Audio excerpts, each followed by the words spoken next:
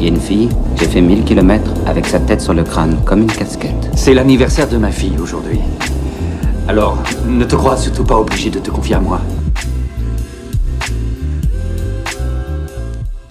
Salut tout le monde et bienvenue sur l'écran fou. Et aujourd'hui on vient parler de ce film que j'ai longtemps attendu, donc l'œuvre ultime d'un des plus grands cinéastes de tous les temps, j'ai nommé Francis Ford Coppola.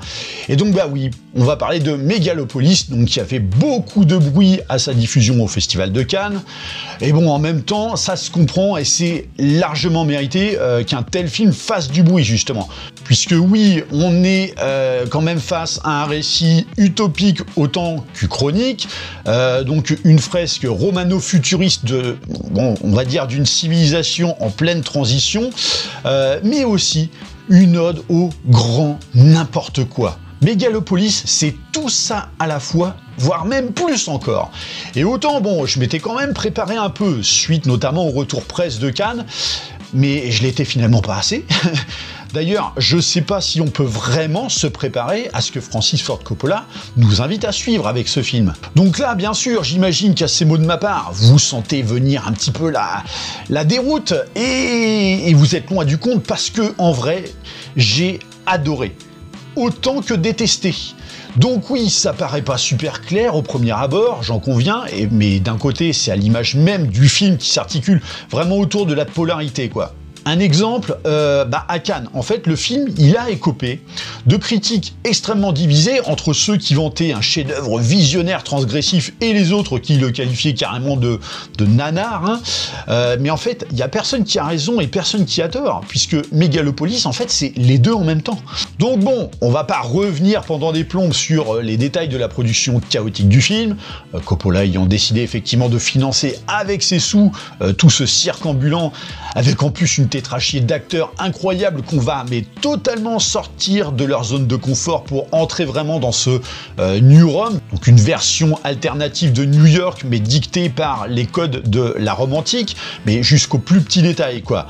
Alors que ce soit par exemple dans les costumes, les distractions, la politique ou encore dans les complots qui ne sont en fait que des jeux de pouvoir où on tente de renverser celui en place pour en mettre un autre. En fait cet aspect uchronique me rappelle un petit peu Southland Tales de Richard Kelly, qui dépeignait une Amérique totalement transformée par la Troisième Guerre mondiale, dans notamment sa gestion de pouvoir. Sauf que là, on est à un level encore au-dessus. Et effectivement, si Coppola a décidé à travers ce film de nous transmettre une dernière fois son amour du cinéma, Megalopolis n'en est finalement que plus encore sa transcription, parce que en fait le film fourmille de références au cinéma depuis ses débuts et va même aller jusqu'à s'auto-référencer. Alors, j'en conviens, ça pourrait être un peu égocentrique, mais d'un côté, quand t'es Francis Ford Coppola, je pense qu'il y a prescription, et quand bien même ce serait égocentrique, c'est pile en concordance avec la civilisation qu'il dépeint, à savoir des puissants qui jouent avec l'avenir et mentent, mais comme ils respirent,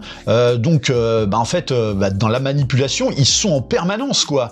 Et cette manipulation n'a d'égal que l'exubérance outrancière des personnages qui sont au cœur même de celle-ci. À commencer par Shia LaBeouf, qui, alors on va dire, est peut-être le seul qui a l'air véritablement dans son élément, puisque bon, il est quand même désormais réputé pour avoir découvert les limites du n'importe quoi et a pris le soin de les dépasser. Et bien dans le film, ce mec en est le symbole de cette manipulation. Et si on exprime un certain dégoût pour cette civilisation, c'est peut-être parce que, au-delà des apparences, en soi, Megalopolis est en fin de compte une métaphore du monde actuel et de sa politique, et plus encore depuis l'avènement des réseaux sociaux, de la manipulation sous couvert de pseudo-démocratie, de liberté et d'utopie, et tous les termes qui vont bien pour dire « oh là là, c'est génial », alors qu'en fin de compte, on sait ce qui se passe derrière. Et si on l'accepte peut-être difficilement parfois dans ce film, c'est parce que, au final, il est un petit peu le reflet de notre réalité. De ce fait, l'atmosphère qui est proposée est quand même relativement intense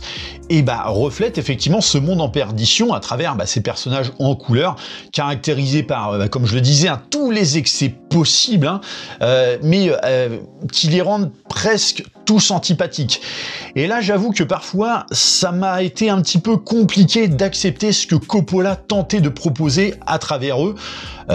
Tant pour cela, il faut quand même trouver un minimum d'attachement à eux, quoi. Allez, il y a peut-être que Claudia, donc qui est interprétée par Nathalie Emmanuel, qui est, on va dire, acceptable. Puisque même si le personnage de Adam Driver est, en l'occurrence, fascinant, moi j'ai adoré, Coppola l'a malheureusement défini dès le départ par la froideur pendant tellement de temps que, en fait, déjà c'est un petit peu pour générer une certaine ambiguïté autour de lui, sauf que à un moment, le film t'invite à l'apprécier, ce personnage, mais sauf que c'est déjà trop tard. Néanmoins, l'atmosphère est là, avec une esthétique hors du commun, qui sera donc vraiment prédominante, notamment pour y baigner les personnages. Mais en fait, cette esthétique ne sera pas une finalité en soi. Donc autant vous le dire, oui, Coppola va user des artifices, notamment numériques, pour planter son décor, et il va même en user beaucoup. Mais c'est là la petite subtilité, il va s'en servir uniquement en simple toile de fond, comme le concept d'exposition d'autrefois quand on faisait des films, où les personnages composaient parfois devant un écran géant ou une toile en guise de décor. Là c'est exactement pareil. Et donc un parti pris qui, alors, pourra clairement en dérouter certains, vu que le traitement définitif est assez grossier, tu vois que c'est très flou derrière et que visiblement Coppola n'a jamais eu l'intention que ce soit autrement. Donc tout est fait vraiment pour dérouter, jusque d'ailleurs dans des scènes mais aussi jubilatoires comme notamment au début, je repense encore à cette réunion des divers pouvoirs de la ville qui se fait sur des échafaudages dans un bâtiment et qui rendent le tout mais hyper théâtral, et plus encore avec les dialogues qui, je pense, auraient quand même gagné, selon moi, en puissance si Coppola avait opté pour, dans ces moments-là, pour une approche lyrique, parce que effectivement, le film joue énormément sur le côté théâtre, mais à mon goût, ça ne l'était pas assez. J'aurais presque voulu que ce soit à la limite de l'opératique, quoi. Et en contrepartie, parfois, on va se retrouver avec des moments mais de perdition absolue. Alors comme ce passage du cirque, pure loufoquerie sous extasie, mais à la limite du Terry Gilliam, donc qui épouse totalement la décadence de la civilisation à travers les puissants, et qui vraiment pouvait me faire tomber carrément dans l'interrogation de ce que je regardais, quoi.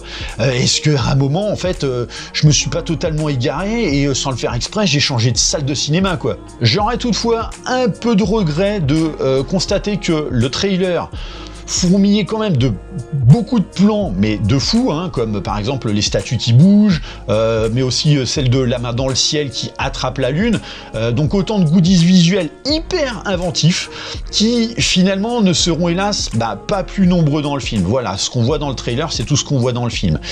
Et que malheureusement, ces plans-là n'ont pas une grande utilité. Moi, j'ai trouvé que c'était un peu de l'esbrouf. Donc, oui, ce film, en fait, c'est un bordel sans nom majestueux. Et c'est pour ça que je l'adore autant que je le déteste, comme je disais, parce que il passe son temps à faire l'ascenseur, mais en permanence, entre un condensé d'une richesse totalement inouïe et un film qui va ménager des instants de vide avec ce qu'il peut. Voilà. Donc, un film qui veut en dire beaucoup et qui ne raconte pas grand-chose à la fois en 2h18. Megalopolis, c'est tout ça, c'est un film qui a le cul entre deux chaises, mais bon, là où on pourrait se dire que peut-être, je sais pas, Coppola, il aura peut-être perdu la boule, c'est au contraire totalement revendiqué par lui. Mais c'est à toi, spectateur, de devoir te dépatouiller avec ça. Parce que clairement Coppola te mâche pas le travail, quoi.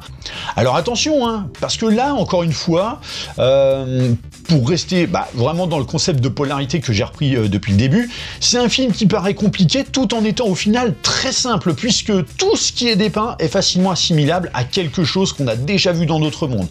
si tant est qu'on ait un minimum de culture générale. Donc la civilisation romaine, la révolte du peuple, le mégalome, donc cette fameuse matière étrange hein, qui peut être une allégorie de l'arrivée de l'électricité, et j'en passe. Même lorsque César, donc le personnage qui est joué par Adam Driver, arpente en voiture les rues défoncées de nuit, en fait c'est une métaphore à ce que Marc Aurèle faisait autrefois quand il se couvrait d'une toge pour infiltrer le bas peuple et voir la vérité en face, quoi. Tout est fait ainsi dans ce film comme une métaphore de ce que l'on connaît déjà. Le reproche qu'on pourrait en revanche faire, c'est que Coppola a volontairement décidé de complexifier un petit peu le tout de manière, je dirais, un peu prétentieuse. Quoi qu'il en soit, alors bah oui, hein, si il voulait marquer une dernière fois le cinéma de son empreinte, avec Megalopolis, il a inexorablement répondu à cet objectif par la méthode la plus inédite, hein, à savoir l'ambiguïté totale.